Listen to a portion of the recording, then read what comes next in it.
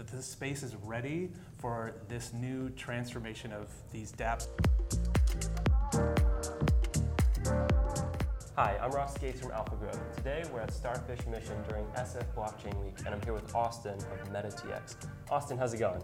It's great. This is awesome. I love all these people around here. I know, so many people this week. It was 4,000 people yesterday. Were you there? Yeah. Mm-hmm. Cool. So tell me about MetaTx. What is that? It's short for meta transactions, and it's a new way to sort of drive. It's not a new way even. It's 2 years old, but it's sort of a way that is now ready. The space is ready for this new transformation of these dApps where we sort of, I love the idea of we Trojan horse them into the onion and we give them the dApp first. Okay. So basically a user experiences the dApp, the heart of the application first. They get to say it's a song app. They go straight in and they submit a song. And then after they've submitted the song, we pay for the gas for them to submit the song. Someone else likes the song. They get value in the system. Within the ecosystem, they provided value, they get tokens. Then we start to talk about education and we start to talk about those outer layers of the onion and work them out to, you have to have a seed phrase, you have to have a wallet, and you have to protect it. Gotcha. So you reverse it, you make it very simple for them to do the end thing, and then they use a wallet at the end, so they're getting all of this value inside it, but they can't do anything with it because they don't have a wallet? So they don't have a secure wallet. So what we do is we generate them an ephemeral key pair, and that's just like you drop into the website and we generate you an Ethereum address, and you can sign transactions, but you don't have any Ethereum to actually make any transactions on chain. But you pay for the gas. Exactly. You sign it and you ship it to a secondary network, and then that secondary network is incentivized in some way, and there's lots of different ways to do that, to then submit it on chain and they pay the gas, and then your transaction is then EC recovered, so it's cryptographically backed, and then it executes, so you can kind of execute through this proxy. So talk to me about how they're incentivized to put you on Ethereum, and why can't I spin up 100,000 of these, submit 100,000 songs, and just put you out of business by bankrupting you? Word. So Sybil protection in that sense is going to be different for every dApp, right? So you could be, like Gitcoin is a great example where the developers are coming in and they want to work on open source projects. But maybe they don't have any ETH, right? The onboarding is awful. You have to buy ETH, and that could take days. You have to download MetaMask. You have to kind of understand what a seed phrase is. All that work leads up to you not doing it, right? What if you could get right in and say, okay, I'll log in with my GitHub. And if you log in with your GitHub and you sign a token, then we can prove on the back end that your token is valid. Gotcha. And we'll run your transactions for you because you're about to contribute to the open source community.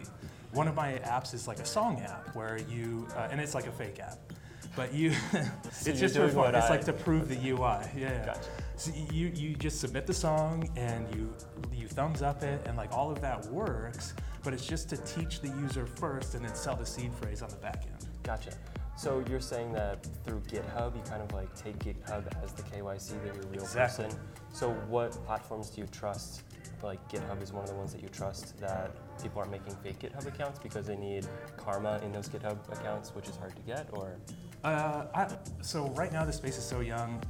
So first of all, like selling ephemeral key pairs in the browser to the hardcore cypherpunks is going to be hard in the first place, right? So Gotcha. we can agree that we're making some trade-offs here, right? We're saying, okay, maybe that's not the best way to do it. Maybe it is the best way to do it, but like now is the time. We need to drive UI, we need to drive UX, we need to get users on board. So sure, maybe not, but okay. Well, it sounds great. It sounds like the whole premise is, people use credit cards because they don't think about what happens behind the scene. They need to use blockchain because they don't think about what happens behind the scene. So you need to get them on your platform interested in it, which is exactly what you're doing.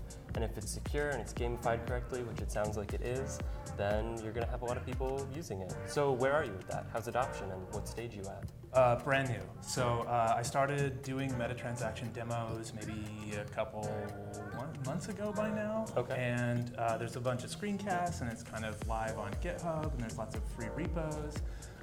We went to a couple hackathons. We made a token subscription service. This is cool too. So it's like a meta transaction, but it's a meta transaction with, normally in the meta transaction, you have replay protection. You have a nonce that won't be replayed. There's sort of a trick to make it replayable, but only on a certain period, right? Which is perfect for subscriptions. Basically, you sign one thing that says, I'll pay 10 DAI to Kames every month, and you ship it to the network, and then that thing will just repeat for as long as you want. Then you use the ERC20 standard to approve like some upper bound of like $100, and it's a recurring payment that you don't have to touch. Set it and forget it, like token subscriptions. Then on top of that, we built ETH grants, so that was more like, okay, so you're someone in the space that is like building something super awesome. How do we get you money, right? So present that, and then people from the space can sort of pay you, not, with the problem with grants is either you pay them up front and then they have all this FU money, right? Or you pay them at the end and it's like, man, they struggled so hard to get through it, right? Exactly. If you could do a grant where it's like, let's give you the money as you need it. As you spend it, and you can prove that you've actually bought assets. Yep. Interesting. This has been awesome. Word. Can't wait to hear more. Word. And if people want to stay in touch with you or hear more about this project? Austin Griffith, Meta Transactions. Cool. Thanks, Word. Austin. Thank you.